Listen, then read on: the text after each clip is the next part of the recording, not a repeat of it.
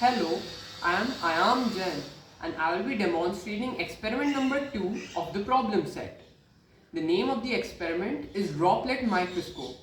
In this activity, our aim will be to observe the light bending effects of a droplet of water placed on a slide. The materials required are a newspaper, a droplet of water, and in this case I will be using a plastic slide.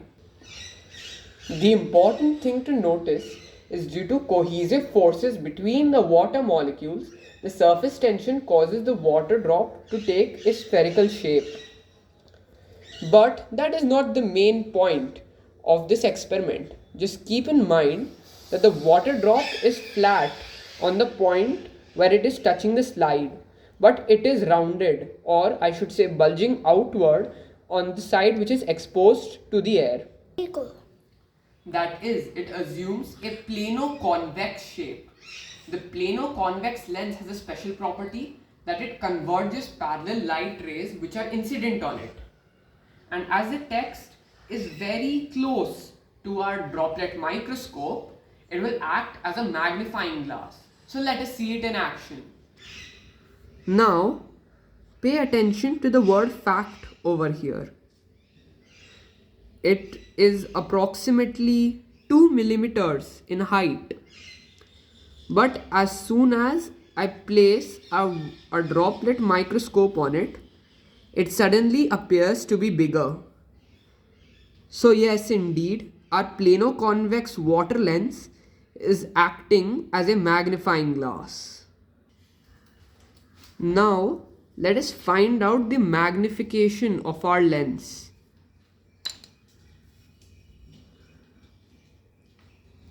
We can easily see that the letter F in the word fact is approximately 2 millimeters in height.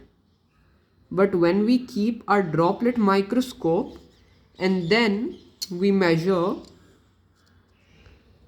we find that it is slightly bigger than 2 millimeters. It's somewhere like I should say a bit less than 3 millimeters. But yes, indeed, our image is magnified. And if we know the focal length of our plano-convex lens, we can actually find out how magnified our image is. Okay, so now let us experiment a bit more and find out what happens as we change the distance between our slide and the text.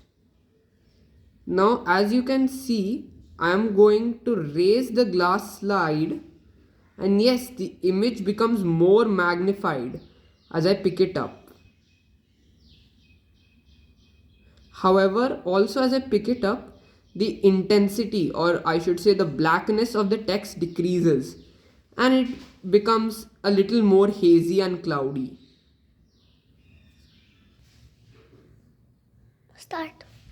From these experiments, it is easy to find out that our water droplet will magnify things, and its magnification and resolution depends on the distance between our glass slide and the object, in this case the text.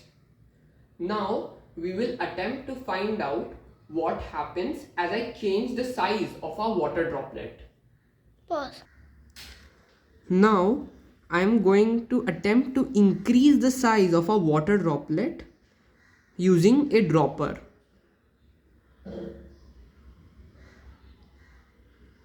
Okay. And as we see, the magnification seems to decrease. Why is that? Because now that we've added more water, the curvature of our plano-convex lens has increased. This means that its focal length is much farther away now, thus decreasing its magnifying effect. On this note, it should make sense that a smaller water droplet should act as a better magnifying glass. So let's try that out as well. Okay, I have my handy dropper here again, and this time we're going to make a very small drop.